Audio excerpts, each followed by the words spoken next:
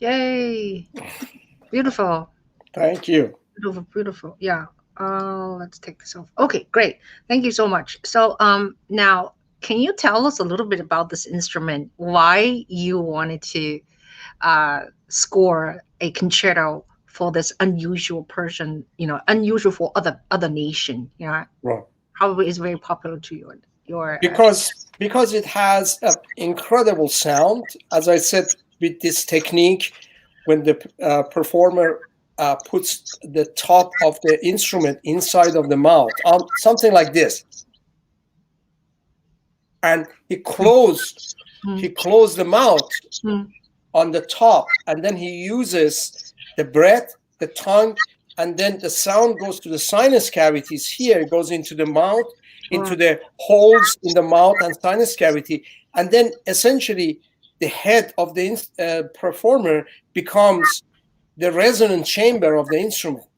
So what happened is when you play the fundamental, the second and the third harmonic is also actually start ringing, so that it creates an incredible haunting timbre. So and it's a very difficult technique, and it's used in Iran, and it's called the technique of Isfahan. It's because it was developed in the city of Isfahan, in the central Iranian city of Isfahan. And so I decided, as I said, I tried several times to recreate the sound by the Western flute, and I wrote many pieces. I discovered that there is a technique that the jazz musicians use, that if you sing and play at the same time, the overtones actually the spectrum will open, and you will hear the overtone, and the sound will come close to ney. And I wrote several pieces, including my flute concerto. But then I decided I really wanted to write for the real instrument. So, and then I discovered that my wonderful friend, Mr. Khosrow Soltani, who was my childhood friend, and we studied at the Conservatory together, he plays the ney. So I wrote the piece for him. Wow. And he has been performed many times. He has been performed 6 times in the United States and 6 times in Europe with different orchestras. So when you perform with that instrument, do they use like amplification at all? Yes. The orchestra, you will cover him, right? Oh, absolutely. It has to be, and all Persian instruments have to be amplified because they are not concert hall instruments. They are made for chamber. They are made to be performed in a room for a very small audience. Yeah. And they were not meant to be performed in a very big hall with like 300, 400 audience. So in that case, you have to amplify. So so in all concerts, and it's also in the score that the ney has to be amplified. Yes. So Reza, you have accomplished a lot as a composer. Your music was performed in Europe, in China, in Mexico, in Hong Kong, Australia. You cover many continents, and you got many awards, foundations, and so forth, so on. And then also your music was recorded by many labels. I'd like to know what is a little bit to tell us a little bit about your background. Well, I was born in a city called Qazvin, which is about 150 miles north of the capital, Tehran. And my family moved to Tehran in early 1960s. And then about 1965, I went to the Conservatory of Tehran. I started studying music at the Conservatory of Tehran. Now, in the Conservatory of Tehran, we only studied, Western music, like Bach and Beethoven and Chopin, like in Europe or in the United States and so on. And then I was accepted. I went to Europe. I went to Austria, and entered in the entrance exam of the Academy of Music in Vienna, and I was accepted. So I moved to Vienna in the early 70s, and I studied trombone. I used to be a trombone player.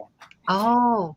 And composition at the Academy of Music. Now the Academy of Music changed its name to Hochschule für Musik, and then now is University of Music in Vienna. And when I graduated in 1978, I got a scholarship to come to Pittsburgh to study at the University of Pittsburgh.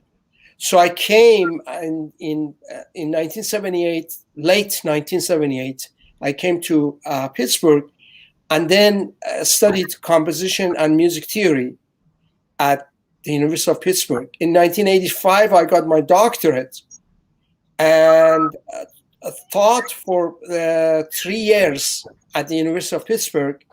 And then I was actually hired by Carnegie Mellon University, which is like the neighbor. In other words, I just moved across the street from University of Pittsburgh to Carnegie Mellon in 1988. And then I've been teaching since 1988 at Carnegie Mellon University. So that's basically just my background. Is your family musical when you were younger? Yeah, I mean, I am the only musician only professional musician in my family. I'm kind of the black sheep. I have 5 brothers, and many of them are engineers. And there are 3 of them are engineers, and 1 is a chemist, and 1 is actually teaches at Fordham University, and he's a professor at Fordham University,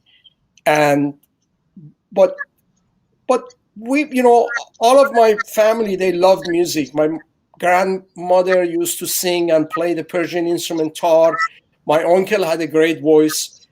Several of my brothers have really good voices, and they sing. And so when we get gathering, we did all the singing and so on. And they are music lovers and they love music, but they're not professional musicians. I'm the only one.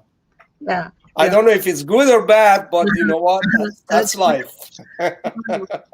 So now you're a trombone player, and then you are a composer. So now, do you find yourself write music often for brass instrument, like woodwind instrument, or no? Not necessarily. I was a trombone player. I haven't really played my trombone for many years now. I see. But no, I don't. In fact, most of my music is written for string instruments. I see. The reason is because because I did, when I was young, even in my conservatory, I loved folk music, and I started, collecting folk music. I read somewhere when I was a kid, read that a composer named Bela Bartok, collected Hungarian folk music in a magazine. I didn't know who Bela Bartok was, but I liked the idea of collecting. So I started collecting folk music, and I would ask, families, and then I would ask people, to sing for me. I would write it down. When I went to Vienna, I continued that, and I did it electronically, like cassettes and anything. I put my hand on Persian, Iranian folk music, I would collect. I have so many. I have collected for like 30 years. I don't have even a space now, so I stopped. Wow. Because I ran out of space. But it wasn't really until the end of the last year of my study in Vienna that I start composing, with folk music. I was just collecting it, and I am not a musicologist. Basically, it was just because I loved folk music. I wrote a piece called 4 Persian Folk Songs, and remember, I went to Vienna at the height of the modernist, movement. So, basically, the music that we had in Vienna was all modernist, all avant-garde, European avant-garde. And this piece was a very simple folk songs. And then, but the piano was very complex, and it was really atonal. But I was so surprised that people love this piece. It has been performed so many times. So I was encouraged to write more folk music. So I started a whole cycle of folk music. So first it was like for voice and piano. Then it started, like voice and ensemble, voice and orchestra, even without voice. And I used to write it like 4 Persian folk song, 6 Persian folk song, 8 Persian folk song. It becomes so confusing that I decided just to call them folk song with a number. So it's a set. A set has like 5 to 8 songs, usually 4 songs to 8 songs. Yeah. So I would just give them a set number, like set number 1, set number 2. Right. So to date, I have 17 sets. Wow. So, and for different ensembles. Do you have anything on YouTube? They're all on YouTube. Oh. Everything is on YouTube. So you can. Shall we play our audience some, or should we play? If you would like to. Okay. How about set number 10? Okay. Let me find YouTube. So this is set number 10, is performed by Boston Modern Orchestra. The soloist is Jan Obeidi, and it was actually released by the Naxos. If you play the first movement. So let's see. Is it so what title should I put it in? If you say Reza Vali folk songs, just write Reza Vali folk songs, set number 10. Oh, okay. Set number 10. Okay. Got you. All right. Yeah, I see that. Okay. So if you get movement 1. Yeah, I see that. That's movement 2. Yeah, you can play that. Okay. So let me share with us. In fact, it's a short piece. We can hear it. The whole piece is like 1 minute. Oh, okay. 1 minute. Let's share folk song. Cool. Okay. Here we go.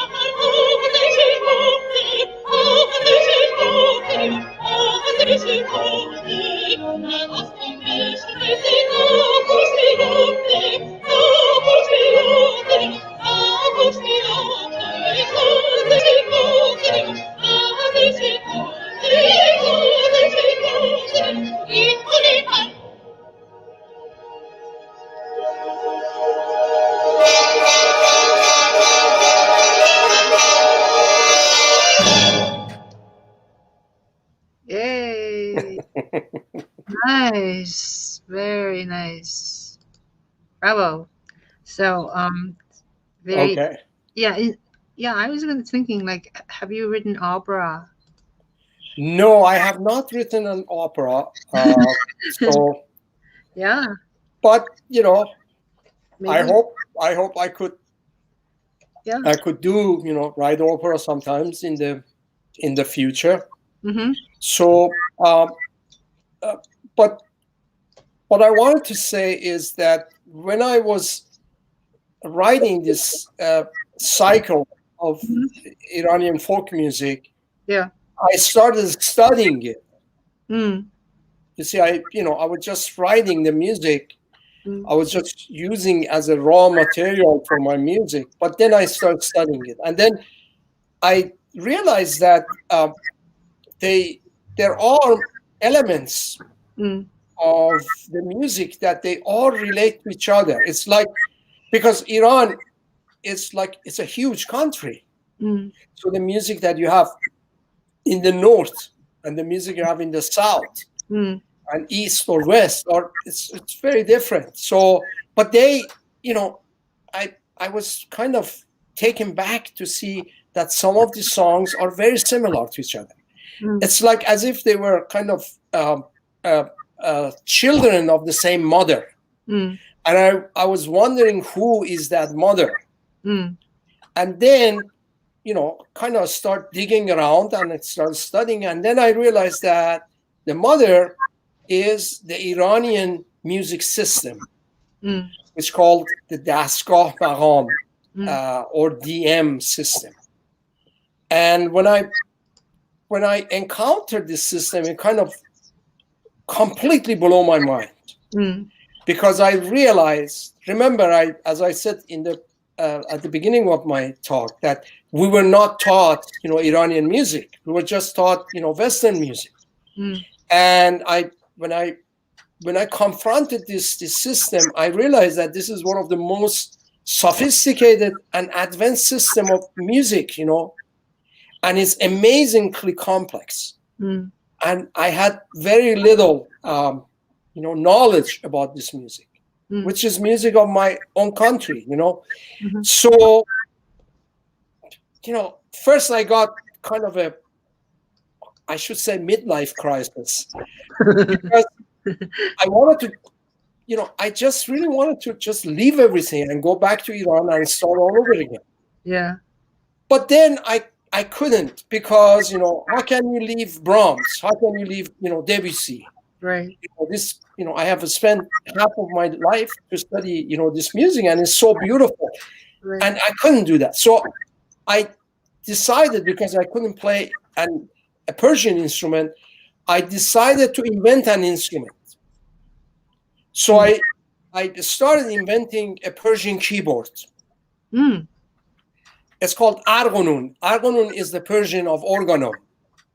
And the original was actually a hardware. It has a keyboard and is a software that, because Persian music has different intervals. It's completely different from the Western intervals. The Western intervals are called the equal temperaments.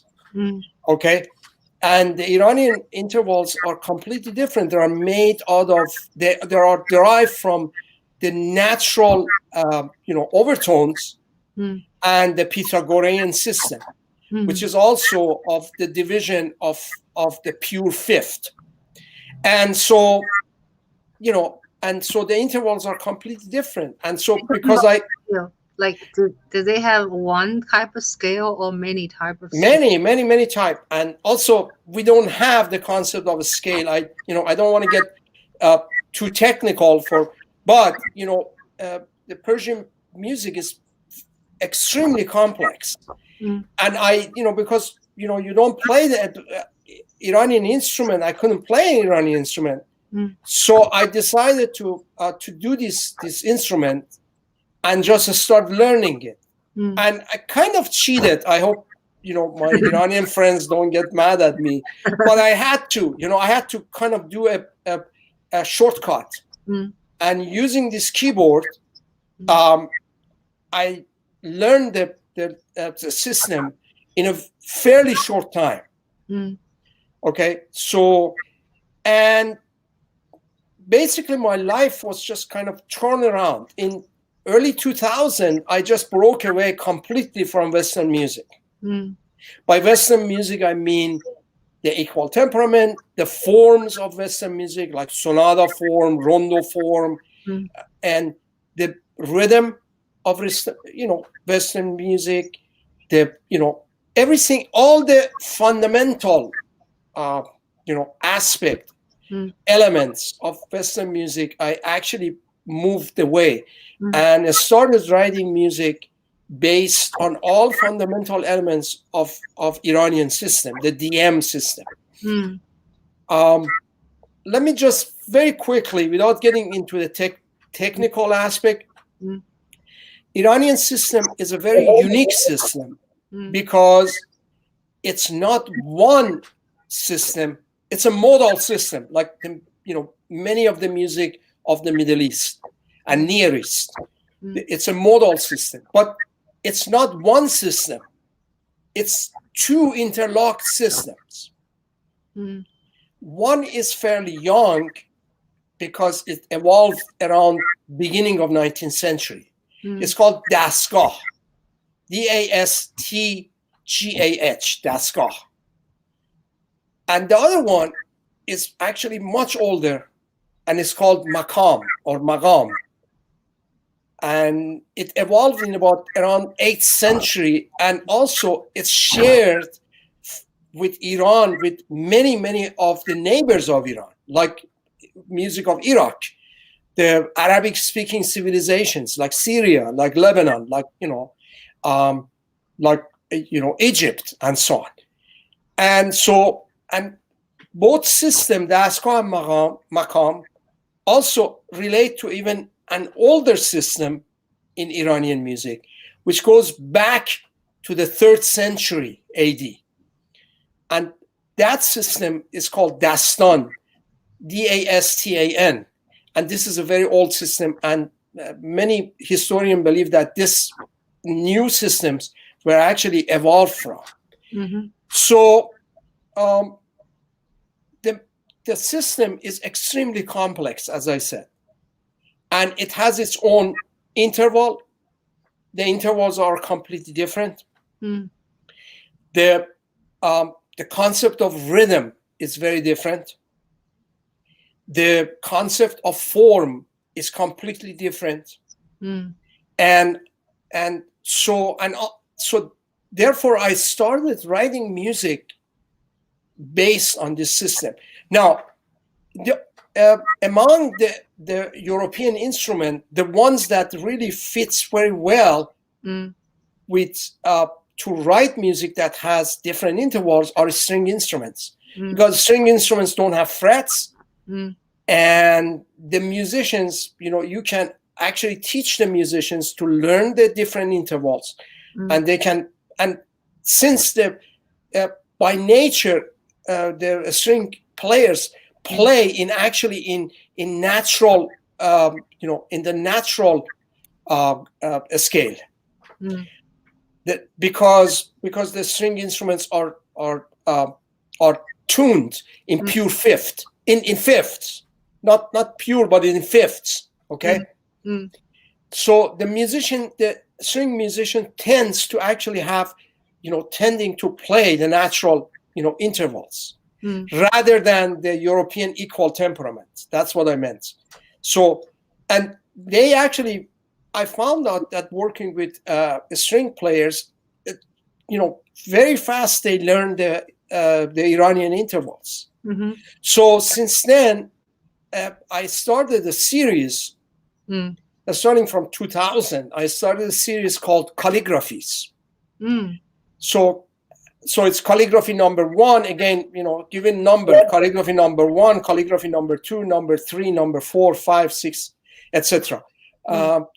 Now I am on calligraphy number 18. And so we listen to one? Yeah, because one of them was on the New York Times recently. New York Times is calligraphy number 14. Maybe we want to play the calligraphy number 14 called Ashu. So tell us about New York Times. Tell us about this whole edition. New York Times had your music. So the title. When was this? New York Times was published. The article. It was last week, and it's still on the online. If you go on New York Times, it's just 5 minutes, listening that you will love a string quartet. And they have different string quartets. Yeah. And I'm the third from the top, with Ravel and Haydn, and good companies. Yeah. So this is here it is. You can see, right? Okay. Yeah. So if you go down to the third, if you go down the article. Yeah, this is the article called 5 Minutes That Will Make You Love String Quartets. Listen as our writers and some of our favorite artists share music of intimacy, intensity, and joy. This is a very interesting, very nice little emoji about 4-person play. So a string quartet is made of a violin 1, violin 2, a cello, and a viola. Right. That is a string quartet. And this emoji seems like a design by N.G. Wang. So article was written on February 3rd, 2021. So the music 1 is Isai Quartet. Number 2 is the first quartet was Ravel by Isai, and then Haydn Empire Quartet by Tacitus. And then the third one is Reza Vali's string quartet played by Carpe Diem String Quartet. Yeah, Carpe Diem. Okay, here we go.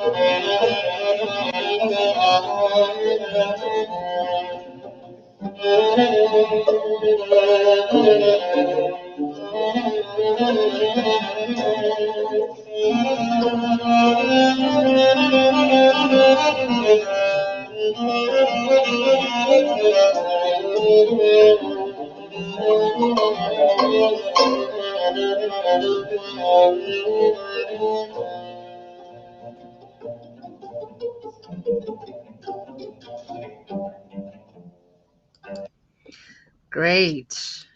Nice. I will. You guys can check this out on New York Times and finish listening. So tell us a little bit about this. How did this article put together? Like, do they ask composers to send them examples, or they just did it out of blue? Yeah, I mean, I just out of blue, I got this email from New York Times that said, send us, the recording. And I said, well, there is two versions of this recording, because the original version is for the instrument santur. Santur is a Persian hammer dulcimer. Uh-huh. In China, you have it. It's called yangqin. Yeah. In fact, the instrument went through the Silk Road, went all the way up to China. So it originates from Mesopotamia. The instrument, it's a hammer dulcimer, played with a hammer. So originally, and it was written for Persian santur and a string quartet. But I made a quartet version, and I asked, and it was written for a great master of Persian santur, Dr. Saghafi, Dariush Saghafi, who actually happened to live in Pittsburgh, and I was honored to be his student, to study Persian music. So anyway, so I asked New York Times. I said, well, should I send the santur and the string quartet, or the string quartet? They said, well, send both.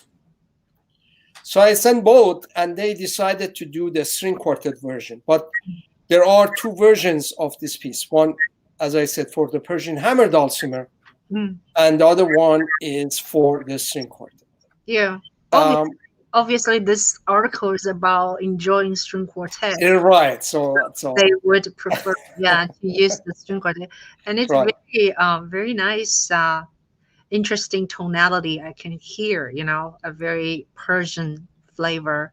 Right. And the viola.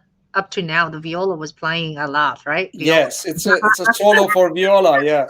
So, and the funny thing is, and in fact, I have worked a lot with the colleagues of Carpe Diem String Quartet. They are marvelous musicians, and they actually learn this interval so fast. So what I do is I play the interval on my instrument, and then I record them. Okay, so because the intervals are different, I recorded, and then I email the performers. So that I say, okay, so this is a neutral second, this is a neutral third.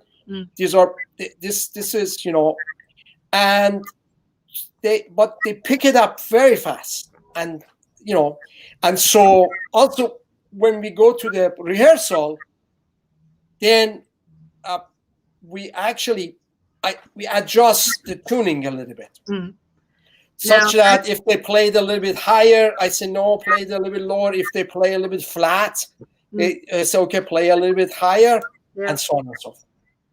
Yeah. So I grew up in China. We use jianpu, simplified notation for Chinese music, which is numerical 1, 2, 3, 4, 5, 6, 7. Now I was wondering, in Iran, what kind of notation you for your native sort of folk people? Do they have their own system, or do they use Western, five staff writing these? Well, we had the old tradition where they used alphabet, just like the Europe, but it's Arabic alphabet. Oh. And they use the alphabet to denote to actually show the name of the note, and each and also it was because it was every fret on the lute instruments. Every fret had a name. Oh. And they use alphabet to show the notes. Wow. Just like Europe, that you have A, B, C, D, and so on. They had also. But in the modern time, with the European, coming, and with the European system kind of spreading all over the world, the new system, that means that the Western notation kind of replaced the old system. But for the intervals, in Iranian music there are actual signs. For example, there is one, and we have an actual name. For example, there is a sign which is like a backward flat, and it's called koron. And so you say like E koron. If you have E koron, you have to play the E natural, actually almost a quarter tone lower, or E flat almost a quarter tone higher. Right, right. The Europeans call this quarter tone. I think this is a misunderstanding because there are no quarter tones in Persian music. There are intervals that are actually derived from overtones. Yeah. And so these intervals are derived from the 11th and the 13th harmonics. And so, for example, even if you go, let's say you have C, C, for example, and you go up the overtone spectrum, you get to the 11th harmonic. You have a F sharp that is slightly lower, or F that is slightly higher. That's a natural 11th harmonic. And so this is very much the second in Persian. It's called Persian second, actually. You know, if you have F to F sharp a little bit lower, this is used in Persian music. So basically, as I said, it's derived from the natural overtones, and they are not quarter tones. That means you are not dividing the interval in exactly half, and then you half that half. You see what I'm saying? Yeah.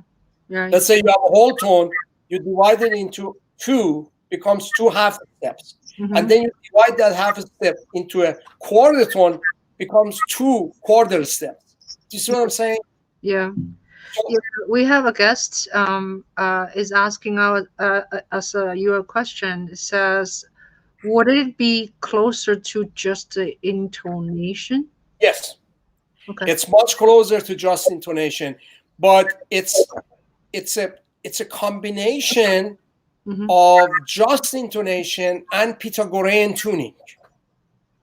Maybe I write it here. So the just intonation. Just intonation. I don't even know what is that. Just intonation is the natural overtones of the each tone. It's you have, let's say you have C. The natural overtones of C have a different intervals. These intervals were all changed in 18th century in Europe and created a kind of artificial design, which is called equal temperament. Equal temperament does not fit with the natural overtone. And then it's a just intonation and then Pythagorean tuning. Okay. Well, shall we play another some music of yours? We have let's see, ancient call. Let's play that because this is an interesting process. Before we call it, we play it. I wanted to talk about it. Sure. One of my colleagues at Carnegie Mellon, he is the trumpetist of Pittsburgh Symphony Orchestra, and he's one of the best, trumpet player. He's incredibly, versatile. His name is Neil Bernstein. So I had a class to teach, and Neil class was right after me. Okay, when I was coming down, coming out of the class, Neil was going up to his trumpet class, and he always asked me, Reza, when are you going to write a piece for me? So finally I said, Neil, if you play a Persian trumpet, I will write a piece for you. He thought a little bit and he said, well, what is a Persian trumpet? I said, Persian trumpet plays 24 notes in octave. Oh, wow. he didn't miss a beat. He said, oh, there is a jazz musician of 60s that created this trumpet that play, microtones. Oh my God. He said, oh, let me think. Yeah. And I will get back to you. Then, then a couple of months went, and then one time I came home and I saw he left a message for me and said, Reza, I took one of my trumpets in Boston. Yeah. And they are going to add a fourth valve. Trumpet has 3 valves. Yeah. Okay. And I'm going to actually add a fourth valve to the trumpet. Yeah. That plays exactly a quarter tone. Okay. Since trumpet is based on equal temperament. Yeah. If you add a fourth valve, it actually makes the half a step into two quarter tones. Okay, so it's not exactly a Persian music, but it's exactly Persian intervals, but they're close. So I wrote this piece called "The Ancient Call" for him, and he performed it in Brevard in 2015. Is this the one? Reza? Yes, that's it. Yes, and. He performed it with the Brevard Festival, and so let's hear it. Oh, okay, great.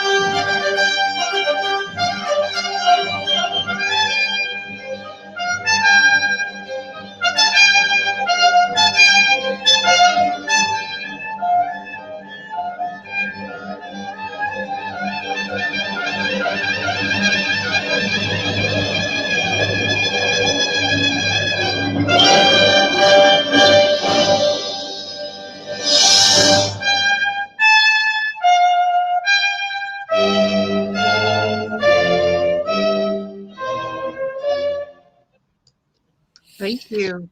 Wonderful. Very interesting. So just when you stopped, did you see that these intervals, they are not Western intervals, and then the entire string orchestra has to play that. We actually rehearsed that section a lot before recording it. Oh. Because think about 8 violins playing A. Yeah. A little bit lower than A natural, a little bit higher than A flat. Oh, okay. Yeah. That's challenge. It's very challenging, yes. And the solo part, are there any improvisational thing going on, or he's reading every notation you asked me to do? No, it's all written out. Oh, okay. Okay. So it's everything. Everything is exactly written out. Wow. But it sounds like an improvisation. Yeah. So that was my goal, to create something that sounds like improvisation, but actually the player is really it's everything exactly written down. And also the orchestra parts, everything is exactly written down. Yeah, it sounds really, really interesting. Really interesting. So now I wanted to ask, our time is it's almost 5 o'clock, and I have a question for you in terms as a teacher. So you're pretty much you came to this country, you studied, and you got a scholarship, and you have a PhD, then you get a job as a professor and teaching in Pittsburgh and Carnegie I was lucky. It's like everybody's dream, right? Being a musician, being a composer. It's like sometimes it's like, how can someone, to make a living, be a composer or writer? It's really difficult, right? Because of course, yes. That way. So tell us a little bit about your journey. Like, what is the key of your success, and how would you tell your student or people who are looking up to composer like you, how can they make it? Well, one thing that I was very lucky, and I tell my student, is my undergraduate. When I studied at the Academy of Music, I have 2 degrees. One was music education. So I had a degree in music education, and then in performance, and I had, then I had a degree in composition. So when I came to United States, when I graduated, I had no jobs. Basically, I had to do manual jobs. It's just, it's not, it was not like that. I went from teaching in the university, going, and teaching. It wasn't a Hollywood, happy end. I had to do manual jobs, because I didn't have. And then one day I realized that I have a degree in music education. I called the music schools, and I said, well, do you have any jobs? They said, oh, we don't, but there is a school. It's called, it was called Center for Arts and Performing Arts. Okay. High school for creative and performing arts. And said, well, let's try that. I went there and I talked to the head of the school, and he said, look, we are not looking for a brass player, but we need somebody to teach music theory. I said, oh, that's me.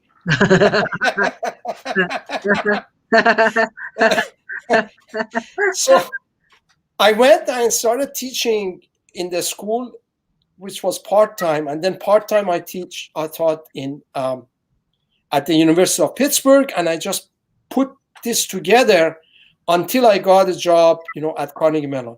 And I always tell my students, do something else beside what you're doing. You're a composer, it's fine. But even being a good plumber, I had my plumber, coming to do my plumbing. We had some plumbing. I start talking to him. It turned out that he makes more money than I do. Seriously. That's true. A plumber in the United States makes a lot of money. He makes, So I tell my students, okay. And then now I tell them, I make a joke. I said, the T word. They said, well, what is the T word? I said, T word means technology. Technology. Right.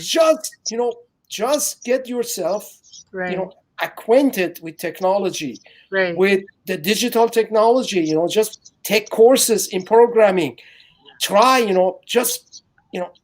because I was very lucky. I have to say I am the last of the generation of composer who actually found a full-time job in universities. I think this is, my guess is that will go.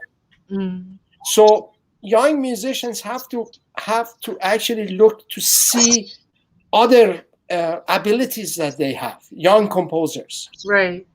If you're a good programmer, do programming. If you're good in, fixing houses. Yeah, okay. By the way, we have some audience with us. One of them it says, I have a question for you. Sure. What is the most inspiring aspect of Iranian folk music for you?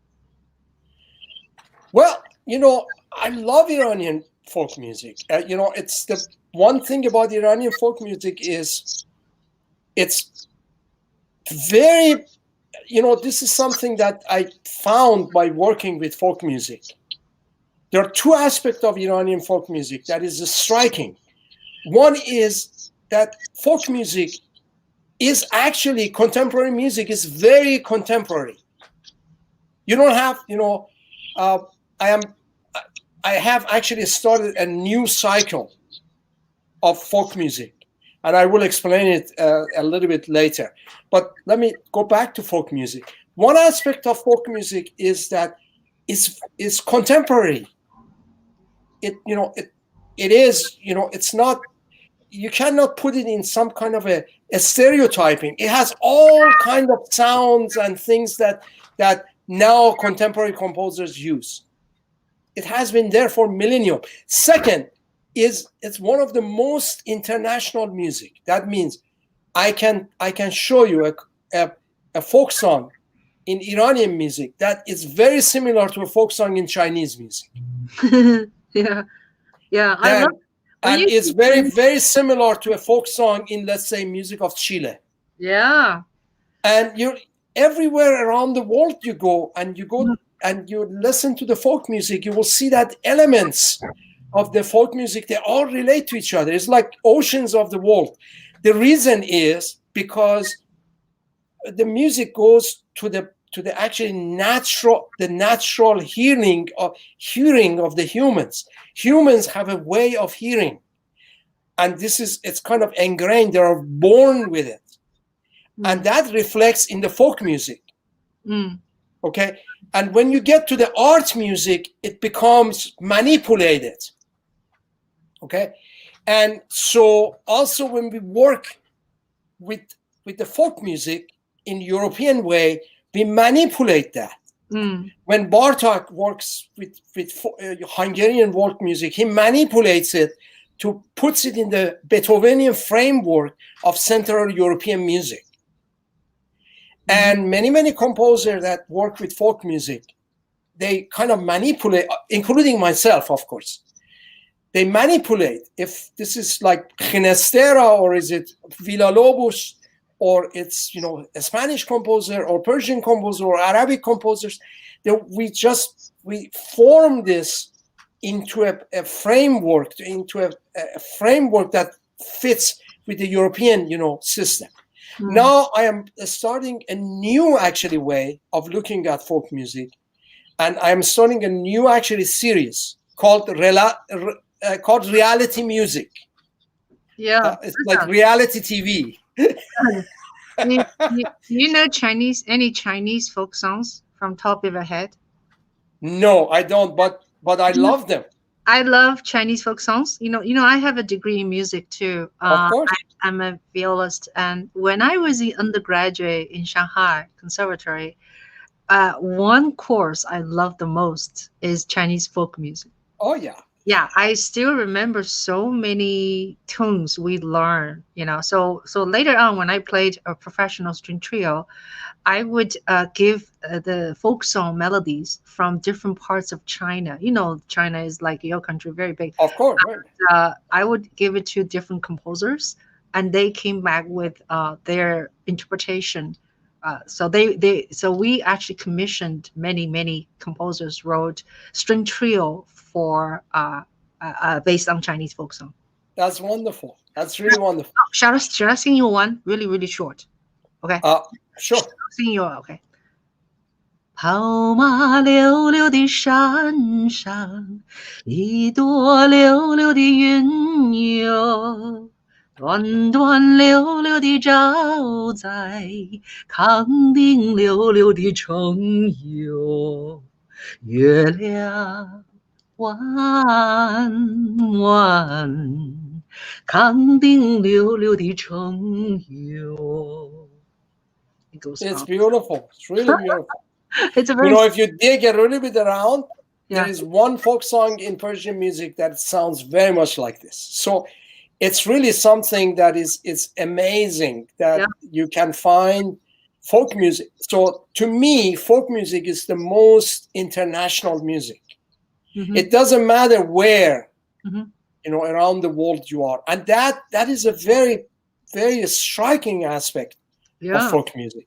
And now what I'm trying in a very new way of thinking of folk music, I wanted to move away from this framing the folk music inside of a European concept.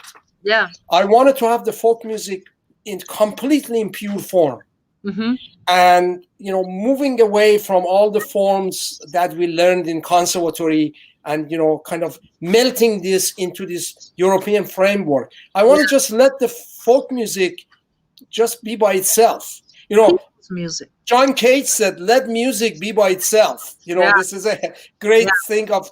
So I want to let the folk music be by itself and not be melted into certain European form. So this is a new wave that I'm starting to think. I think we have a. Rudolph has a question for you. Yes, absolutely. The question is, do you maintain any contact with the contemporary music scene in Iran? Yes, of course.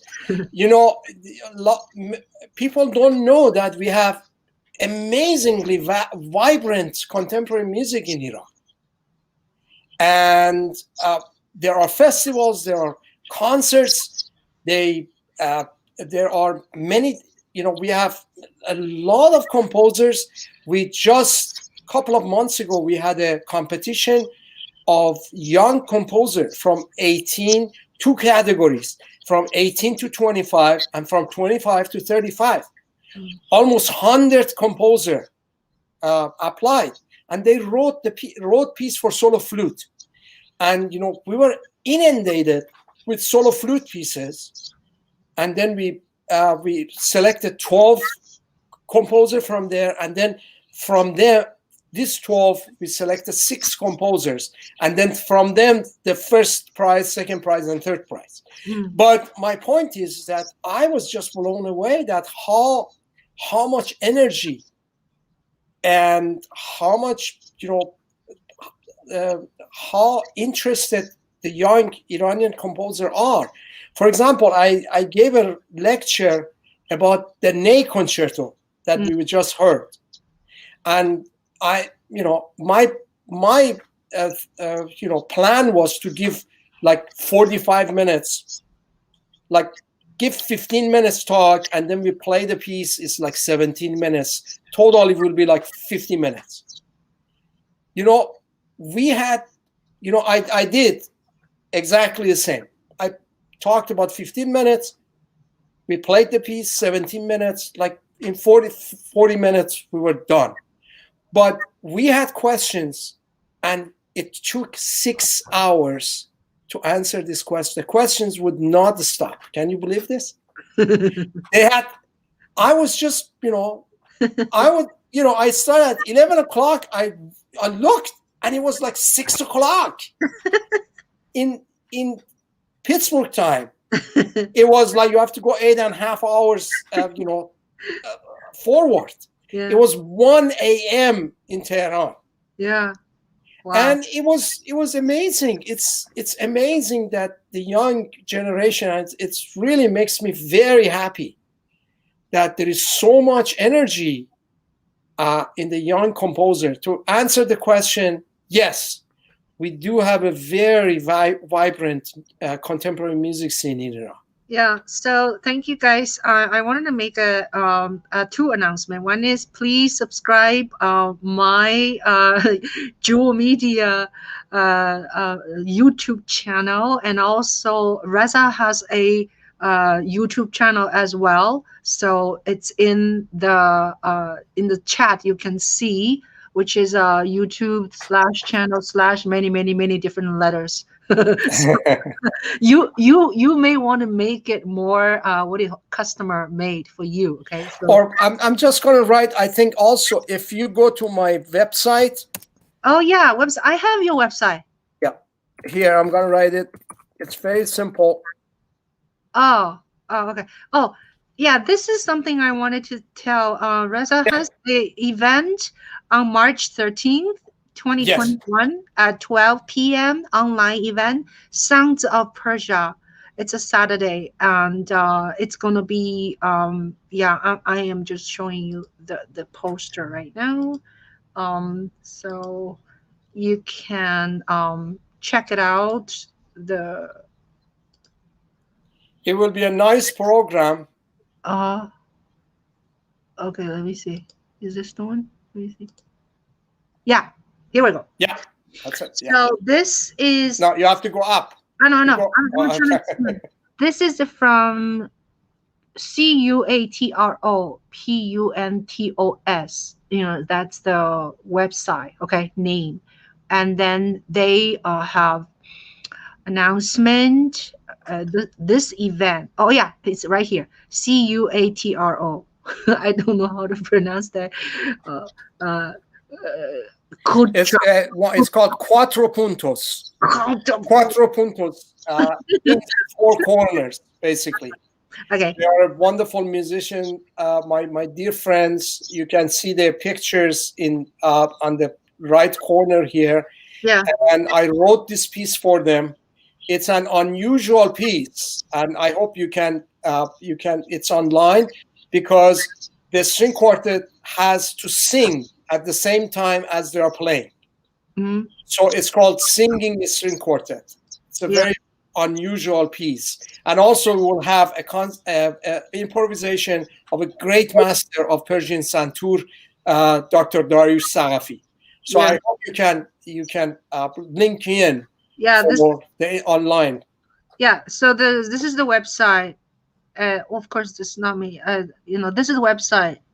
Right here you can see, and also in our chat you can copy that if you want to. Okay, so anything else, check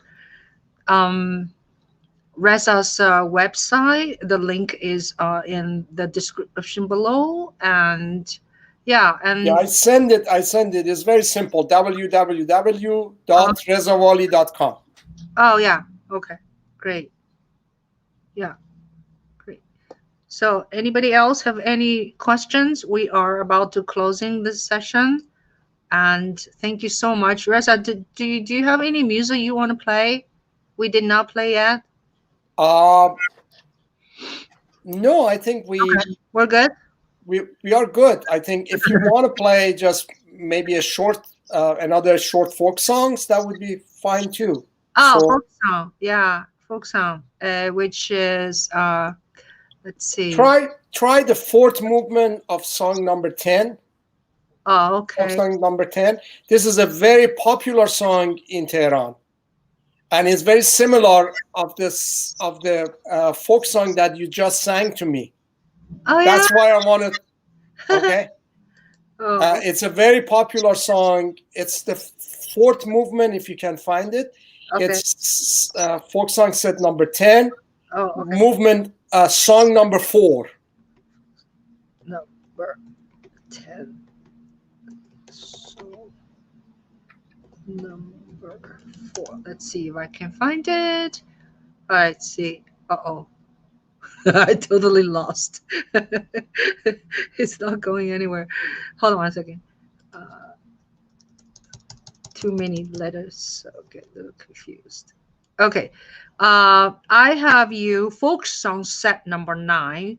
No, number 10. Cello folk song. No, set number 10. I'm looking. Folk song. 10. Yeah. Not going anywhere. Hold on one second. Hold on. Yeah. How come it doesn't come? Folk song number 10 does not. It came earlier, right? Now Yeah. I go in there. It's not there. So hold on one second. Let me see. Oh yeah. So this is a 13. Never mind. Okay. This is 10, but it's this 10 is from a trumpet. Yeah. So yeah. No.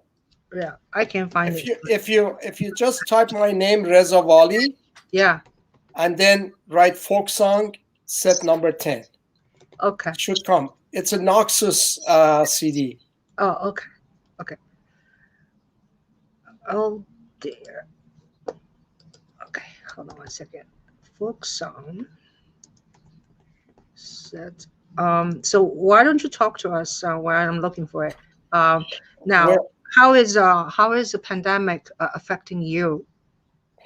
Well, I haven't left the house for 8 months. God. So, I mean, it's it's affecting everybody. So, Yeah. But I keep myself busy. So, Yeah. So anyway, For some reason, yeah. For some reason, I'm not finding it. Hold on a second. so okay, so here we go, and then are you on YouTube? Yeah, I am. Yeah. Okay. So are you looking? Can you see this? Yes. Okay. So see, I type in this there, and then it just come out this. Okay. I tell you what. Why don't you play this number 16? That's okay. also very, very, no, not this one. Go down. This one. It says Persian folk song here. Here. You see that, this Deutsche Grammophon? Yeah. Okay. Click on that. This one. Yeah. Click on it. That's called 1. Okay. And now this, play this and then I will explain. This is, Hold on. This is a folk song.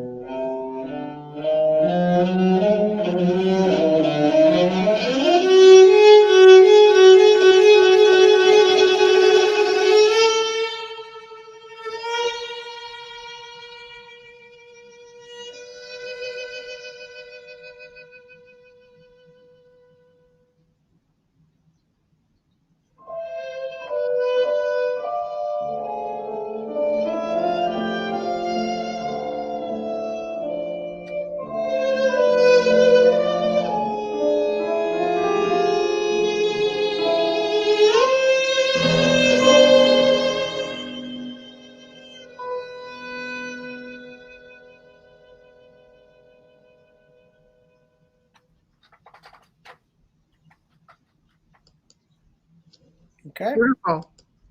Beautiful.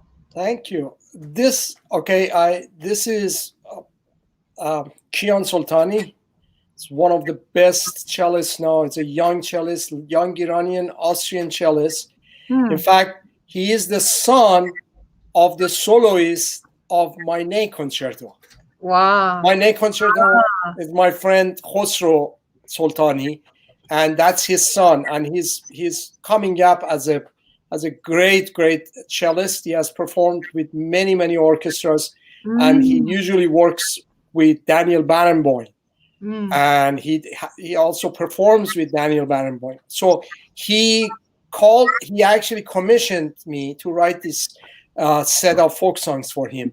And it was recorded with the Deutsche Grammophon in 2 years ago in July. And so this is the first, there are 7 songs, and it's called basically Persian folk song, set number 16. So,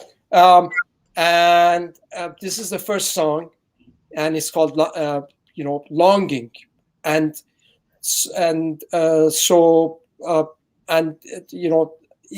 On the cover, it's him, standing, and it's a beautiful CD, and it has Schumann's, it has a piece by Schumann, by Schubert, and also one piece of his own is on the CD. So it's a nice, and he has performed this piece, a selection of the songs, all over Europe. And, in fact, 2 years ago, I was in Austria for the Austrian premiere of this piece. So anyway, wonderful. Yeah. He probably is like really young, right? Like around. He's very young, yes.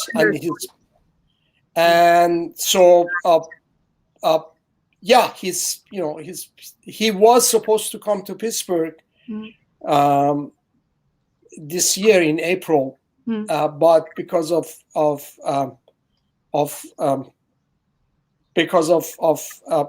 COVID, we couldn't come. And also he plays kamanche, which is the Persian version of cello. Kamanche is almost like erhu. But erhu has only 2 strings. Kamanche has 4 strings. I see. And he's also a great player of kamanche. And I wrote a piece for him and his father. In my double concerto for Persian Ney, kamanche, and orchestra. And the video is on YouTube. If you and he's so the video showing him, playing the kamanche. Right. Wonderful. Thank you. Well, this is really eye-opening to me. I have not heard this much classical composers that has so much influence and the roots from Iran. And thank you so much for sharing your talent and your knowledge and your wisdom with us. Thank you. It was a great pleasure talking to you. Thank you. Okay. So everybody, be safe, and I hope to see everybody soon, and including you. I hope to meet you someday. I am in New York, and you are in Pittsburgh right now. Right. Hopefully in the future. Yeah. Okay. Yeah. Great. Thank you. Yes. Thank you. Bye. Thank you so much. Thank you. Bye. Bye, everybody.